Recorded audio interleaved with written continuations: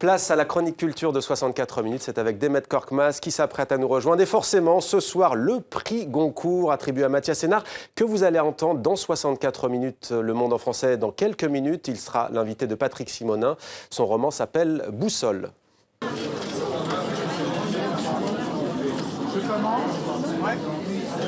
Alors, le prix Goncourt 2015 a été décerné au premier tour de scrutin par 6 voix au roman de Mathias Sénart.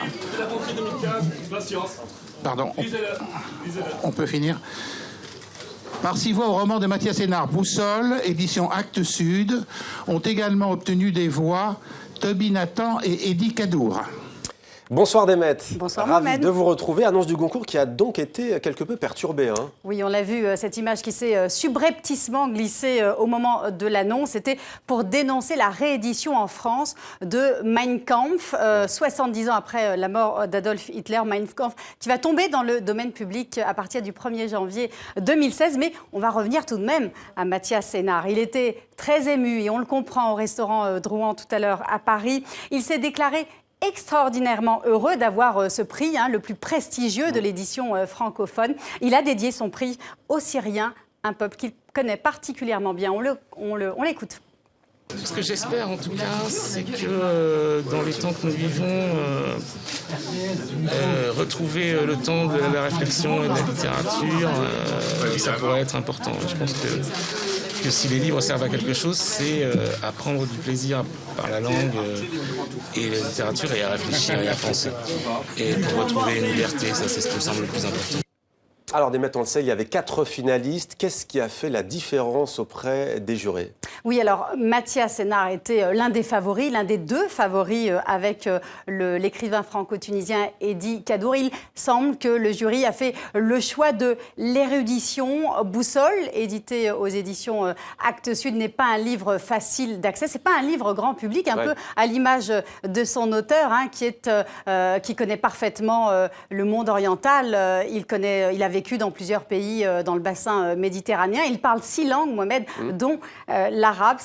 Boussole, c'est son 10e roman, mais je laisse Arnaud Vivian en parler.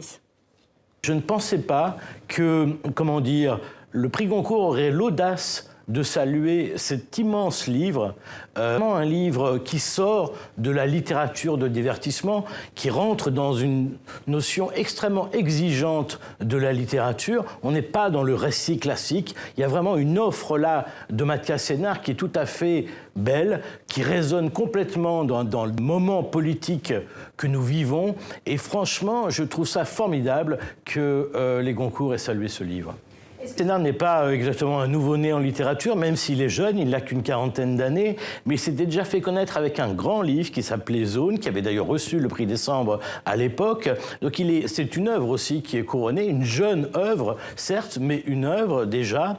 Et le jeu de ce livre, c'est de raconter comment l'Orient a été dans une discussion permanente avec l'Occident de façon culturelle. Et Mathias Sénart, Demet, qui sera dans 2 minutes tout juste face à Patrick Simonin dans ce journal. On va passer à un autre prix puisqu'il était attribué au même moment quasiment, c'est le Renaudot.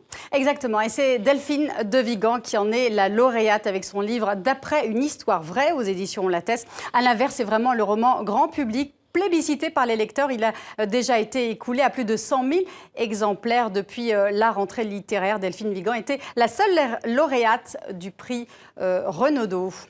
Et au programme également Demet, les rencontres de Bamako qui font leur retour au Mali.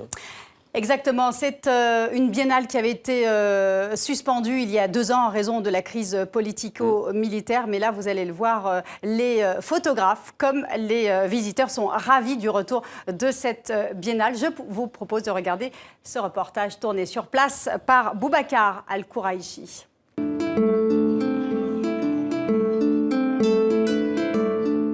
Je crois que c'est important que les photographes à travers le continent puissent avoir un endroit de venir se rencontrer, montrer leur travail, engager, discuter et aussi planifier des projets pour l'avenir. Je suis très contente, d'abord très honorée d'être ici. Et déjà en tant que femme, en tant que Nigérienne d'abord, parce que le Niger c'est la première fois qu'on est là. Et même personnellement, c'est la première fois que je participe à une biennale. Donc j'en suis très fière, très contente. Et ça me booste, ça me donne beaucoup de courage. J'apprends, je fais des rencontres et ça me permet d'affiner mon œil en tant que photographe.